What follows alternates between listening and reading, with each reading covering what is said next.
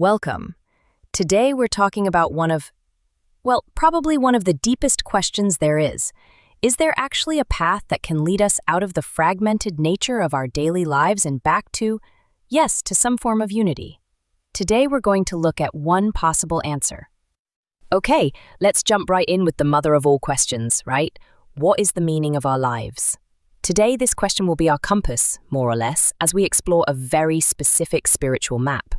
So what's the plan? Our journey today has 4 stops. We'll start with God, then look at the soul within us, examine the role of Jesus, and at the end we'll ask, how does this path to unity work in a practical sense? First stop, God. This gets right to the heart of the matter, the foundation of everything.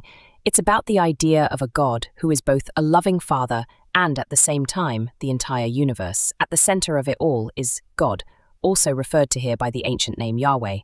And this is important, the core idea isn't some distant, unapproachable power, quite the opposite. It's the concept of a loving Father, one who is all-knowing, all-powerful, and this is the crucial part, inseparably connected to everything that exists. And this, I think, is where it gets really fascinating. It's about this dual nature of God. On one hand, you have this impersonal, all-encompassing force of the universe, and on the other, a very personal, approachable Father with whom you can build a direct relationship. It's not an either-or, but both at the same time. And that's the main point. Fundamentally, this isn't about some dry theological theory. No, this personal relationship with God is truly the absolute core of everything here. It's the heart of the entire spiritual journey. Okay, so if God is this great whole, where do we come into play? Well, that brings us directly to our second stop, the soul. Specifically, the idea that it is a divine spark. Wow, what a powerful image, right? The idea is that your soul isn't separate from God in some way. It is a part of Him. Just imagine that, a divine spark, a tiny fragment of God Himself that exists inside every single one of us. So you could summarize the soul's journey like this. Its origin? Divine. Its current state? Well, a bit trapped here in the material world. Its ultimate goal? Reunification with the source, with God. And this is the most important thing. The potential for this return already exists within every soul. Good, so if the soul wants to go home, who shows it the way? And that brings us to the third, very central figure on this journey, Jesus. He is seen here as the decisive key to ascension. In this view, the role of Jesus is truly unique. He isn't just a wise teacher or one prophet among many. No, he is described as the God-man, someone who was in complete unity with God. And his sacrifice is seen here as the one decisive key that makes ascension possible for all of us in the first place. This sentence sums it up pretty well. What does this mean?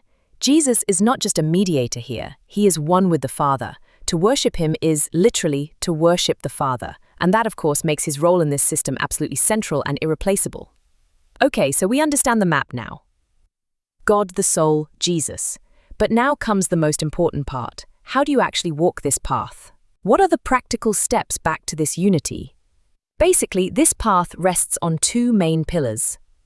The first, build a personal relationship with God. This isn't something that happens overnight, but something that grows slowly through prayer, through loving devotion. And the second pillar, follow the path of Jesus. This means taking his life and his teachings as a practical guide for your own life. And now for one more really important thought, this deep, mystical self-realization, that feeling of truly knowing and feeling that you are this divine spark. That's not a prerequisite. You can't force it or earn it. It's described more as a gift that you might one day receive if you are sincere on this path. It's that magical moment where faith suddenly becomes a deep inner certainty. So we'll close with a question that is simply left hanging in the air at the end. Is faith a fixed destination that you eventually reach, like the summit of a mountain? Or is it perhaps the path itself, a dynamic, lifelong journey of growth and relationship? Well, that's a question that, in the end, everyone can only answer for themselves.